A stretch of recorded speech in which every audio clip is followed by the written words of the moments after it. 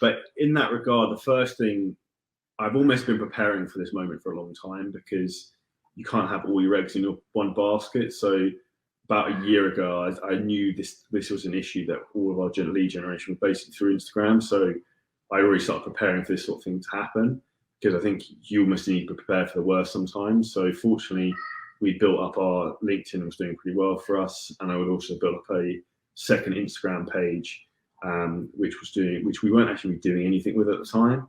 So one of the things I always like to think about, I stole this from someone, is like, things don't happen to you, they happen for you. So I tried to use this as an example of trying to force my hand of thinking, you have to like get this to work now. So what we actually started doing was running ads from my second Instagram account, which actually seemed to do pretty well. And we're still running those ads now, because it's still profitable, which is now an extra, like, it's like a lead gen thing we didn't even have beforehand. Now I have my Instagram account back, fortunately, thanks to the network of people that. And actually, it's an interesting story in terms of having a supportive community of people who follow you. So I put it on, I think, my Facebook pages and everywhere, trying to see if I knew anyone who could help me. I had like 3 people reach out who work for Facebook who really managed to help me out at the end.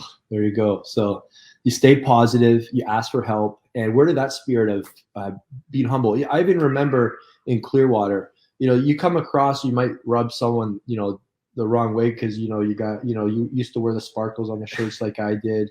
You're very well presented, but you're also very humble, and you're also very open to feedback. You're a student.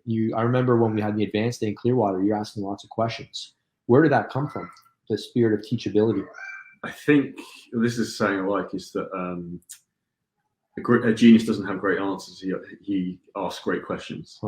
So I think that's always something I always try and think about, is like the key to success in things is asking the right questions, and then trying to identify what's the biggest problem I have, what's the biggest bottleneck I have. And talking about the humble thing, if you ever want something to humble you, when you have something really bad happen, like my Instagram account was disabled, last year I had an issue with a payment gateway system went down, lost me like 20,000 a month. I remember that. Like when you have these things happen to you, it automatically makes you humble. And I'm a lot more humble probably now than I was 2 years ago, because you have to learn to weather the storm. And I think you'll agree, within business, you're always waiting for like the next Chernobyl to happen.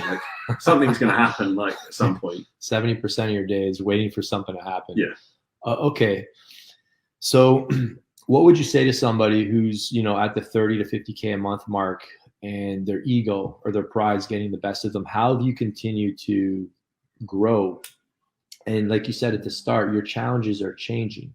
Today we were just doing a little sharing of what we're doing with our team meetings and how we set up our scorecards and some infrastructure stuff and getting visibility on data.